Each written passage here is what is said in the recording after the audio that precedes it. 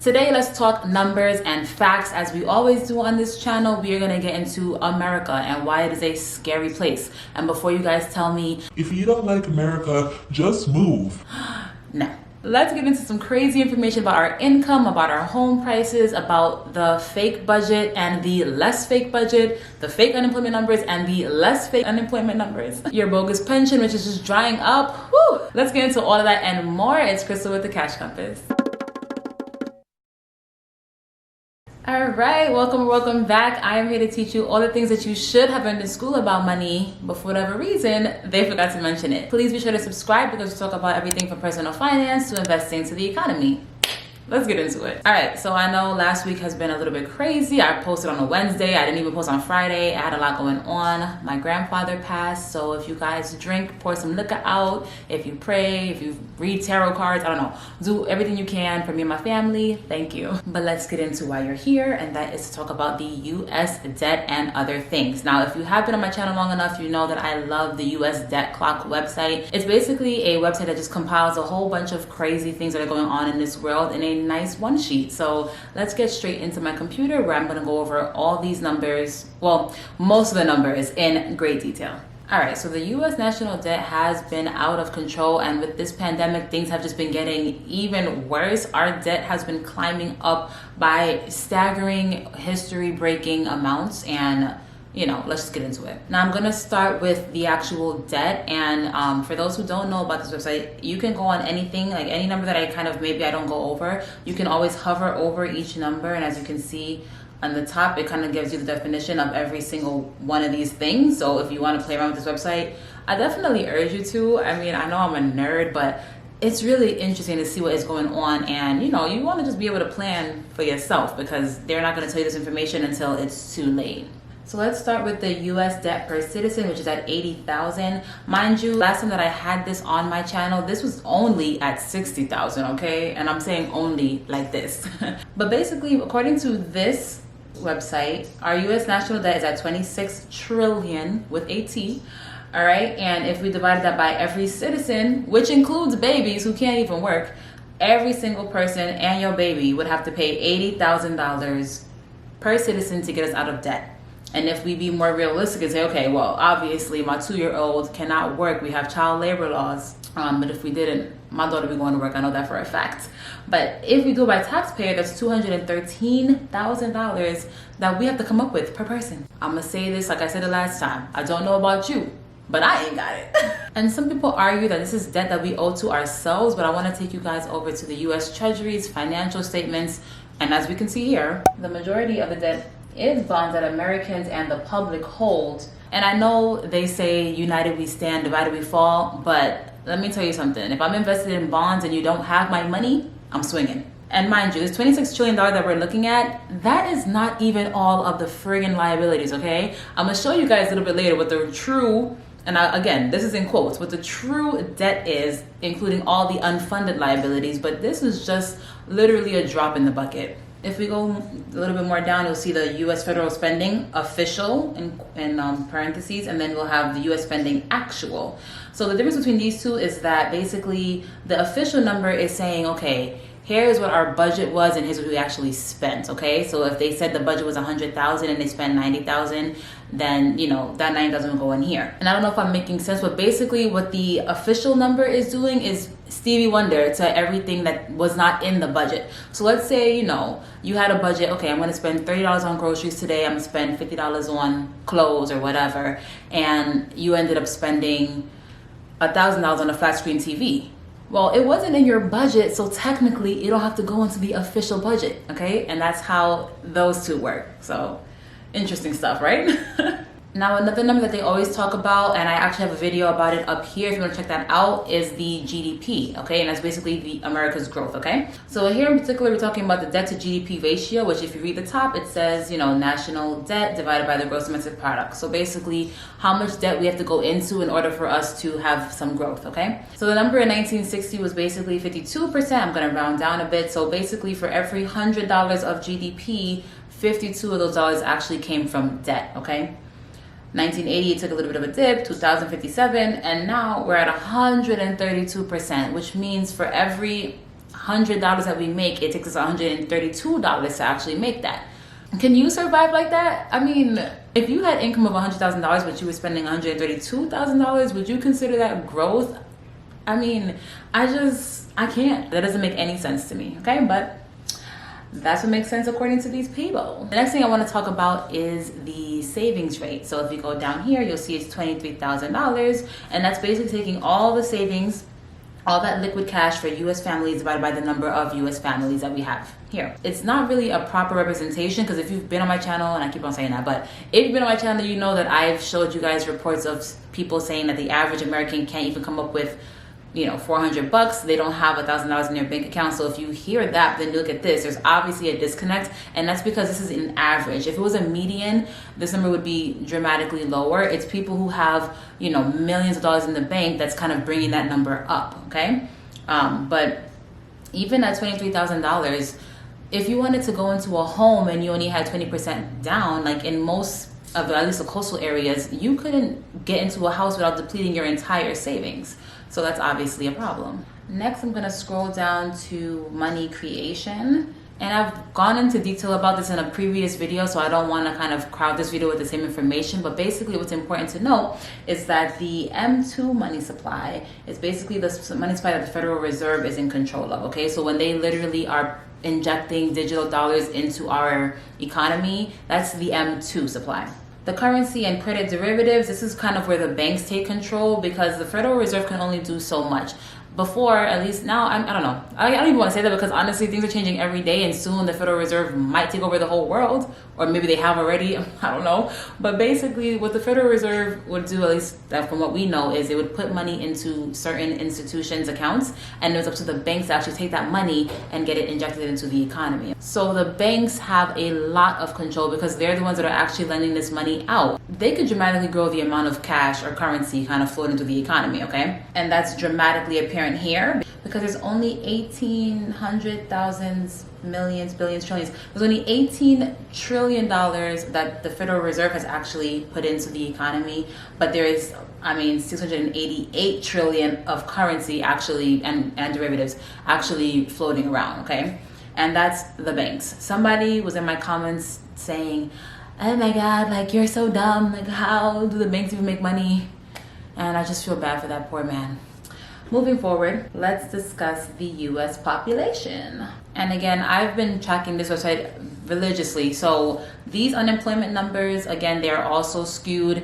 As you can see here, the official unemployed number is 17 million, but the actual unemployment is 11 million more than that, okay? So they can kind of cherry pick what they want. I've gone into detail about this. I don't want to crowd this video up, so you can click this video up here to go over the unemployment, but it is fabricated. The number that they actually give to us is definitely fabricated. At one point in 2020, this number was at around 40 million, even a little bit more. But as the economy starts opening up a little bit, people are able to get back to work. But you have to remember that this number only includes people who have actually filed for unemployment. There's been a lot of people who haven't been awarded their unemployment yet, or can't even get through, or have been denied. So I like using shadow stats numbers because they're a little bit more realistic.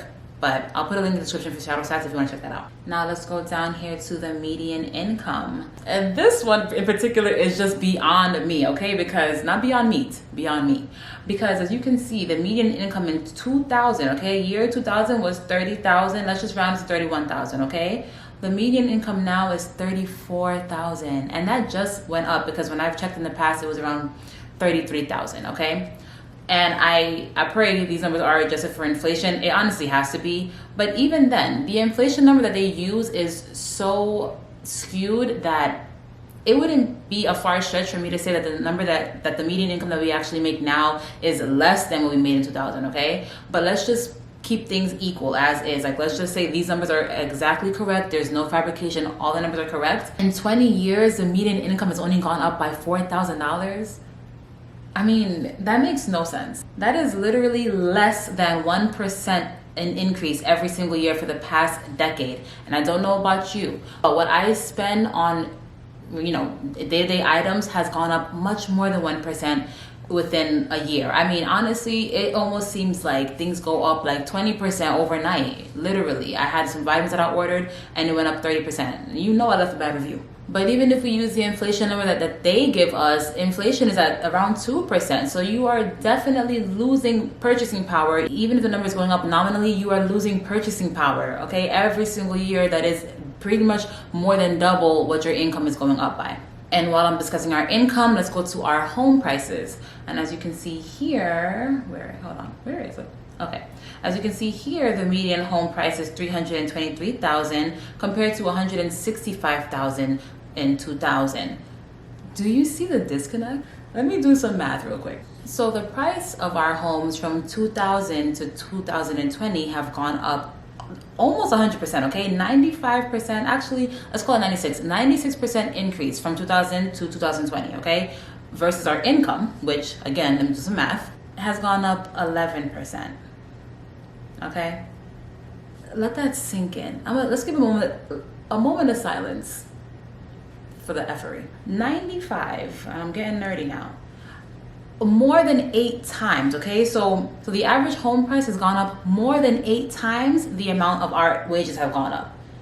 That's how the wealth gap widens, okay? How can somebody making the median income afford a house that has gone up more than 8 times that their income has gone up? It's literally impossible. You're gonna have to pile up a whole bunch of people in your house just to try to make ends meet. And this is why people end up losing their homes, because they just can't, it's not sustainable. Our wages are not keeping up. There are gonna be people who are telling you, you can afford a home, just work harder. But you know, I feel like it's kind of designed to be a disadvantage, okay? People are having increased profits, and that money is going right to the top 1% or even less than the 1%, okay? And the average worker is just making the same amount of money literally for decades. Let's go to manufacturing. As you can see, in 2000, we had 17 million manufacturing jobs, and now we have 12 million manufacturing jobs. My God, I can't talk. When you see them saying, we've got new jobs, like 500,000 new jobs last year, look at us. Okay, we're getting more baristas at Starbucks and less people actually building things and putting things together. I'm not saying America is not innovative. I'm just saying that, I mean, by America's numbers themselves, it's decreasing by a dramatic amount. It makes no sense that we've lost 5 million manufacturing jobs. Where are those jobs going? To China? But those jobs are the higher paying jobs. This is exactly why the median income has pretty much stayed stagnant, because we are giving those high paying jobs over to other countries, and we're really trying to kind of whittle down that bottom line so we can look good on paper, but the production is actually not matching that. And you also have to keep in mind, when these countries have all these, factories to manufacture things, all they need are the right brains to actually make their own products, and soon America won't really even be the innovators of the world, right? Because we have the ideas and we give, all the talents to somebody else to build. What happens when those people who are also manufacturing also have that innovation too? I wouldn't be surprised if China became a #1 powerhouse, because they have everything they need to pretty much become a powerhouse, right? After this pandemic, a lot of people who are working in restaurants, who are those Starbucks baristas, they can't go to work, or they can't go to work at the same capacity because literally people cannot go outside, okay? When things, when the dust settles and things kind of clear, people are still not gonna be able to really go outside like that, but people in China, they can still go ahead and manufacture things. They can still be innovative because they have a lot of manufacturing jobs.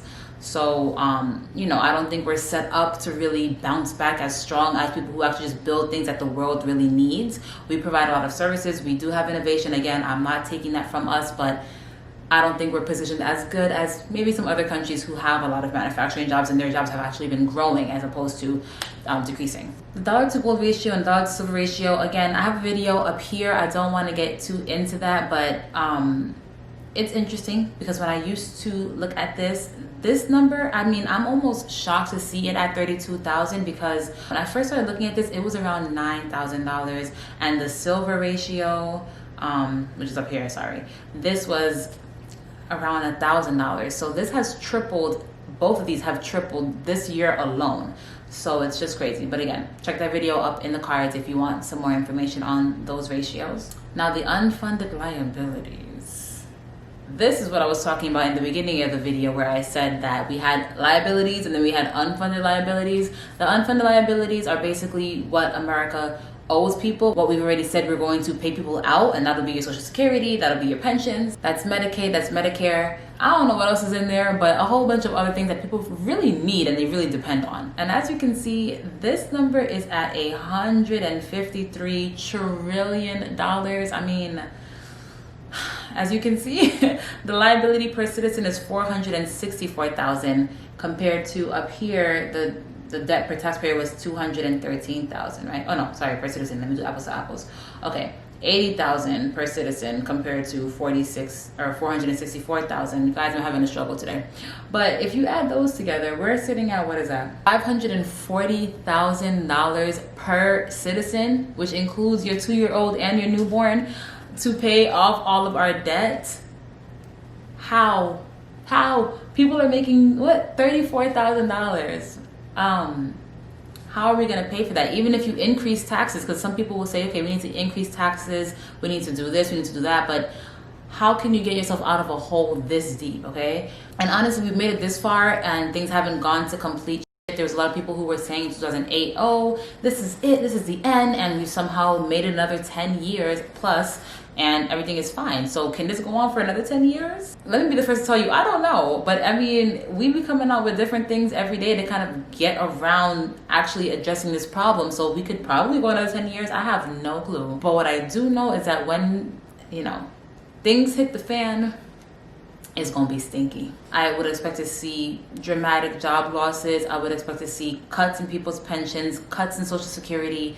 A lot of people are seeing a lot of tent cities popping up. I would expect to see even more of that. So who knows? I mean, that's why we are on this channel. We're trying to get ourselves prepared for the now and for the future. It never hurts to actually make sure you have your assets in order. Really make sure you're, sharpening your skills so you are at the top of the chain, right? Because I can imagine more automation coming to take over. So you want to make sure you have high paying skills that might take a little bit longer for a robot to actually do, because you don't want to be replaced, okay, by technology. And just keep on saving, investing, getting hard physical assets, and just prepare ourselves, because this information comes from different parts of the government. This is not somebody who made these numbers up. Like, if you go over the numbers, it tells you where the source is from. Congressional Budget Office, okay? So this is coming from, same thing, Congressional Budget Office. These numbers, the U.S. Treasury, the U.S. Census, these numbers are coming from the source, okay? It's all just consolidated information. So you can go and check those sources for yourself, but this is what they're telling us. So if you see this is going on, just prepare. That's all I can really say. But that will do it. So if you like this video, please like this video and share with your friends. I think it's very eye-opening. And if you have nothing else going on, you know what I'm gonna say. Go ahead and binge watch me. I don't even remember what direction it is. Binge watch me either over here or over there. I feel like it's been a while since I've recorded, so I apologize. But thanks for watching, and as always, keep your money up.